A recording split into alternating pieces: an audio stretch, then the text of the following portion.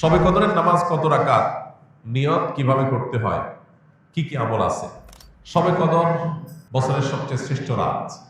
এ রাতের ইবাদত খায়রুম মিন আলফি শাহর, হাজার মাসের ইবাদতের চাইতে উত্তম। এই জন্য এ রাত জেগে আমরা ইবাদত করার চেষ্টা করব। কিন্তু ইবাদতের নির্দিষ্ট কোনো ফরম্যাট, নির্দিষ্ট কোনো পদ্ধতি কোরআন হাদিস শিখায় দেয়নি যে আপনাকে নামাজ পড়তে হবে এত রাকাত, প্রথম রাকাতে অমুক সূরার সাথে তমুক সূরা এতবার পড়তে হবে, দ্বিতীয় রাকাতে অমুক সূরার সাথে অমুক সূরা এতবার পড়তে হবে, এরকম কোনো ধরা বাঁধা নিয়ম বলে দেওয়া হয় নাই। অতএব শবে কদরের নামাজ বলতে আলাদা কোনো ফরম্যাটের নামাজ নাই। আপনি দুই রাকাত করে নামাজ পড়বেন, ধীরে ধীরে সুন্দর করে যে কোনো সূরা দিয়ে পড়তে পারেন, যে কোনো সূরা যে কোনো সংখ্যকবার পড়তে পারেন, নির্দিষ্ট কোনো ফরম্যাট ঠিক করা নেই।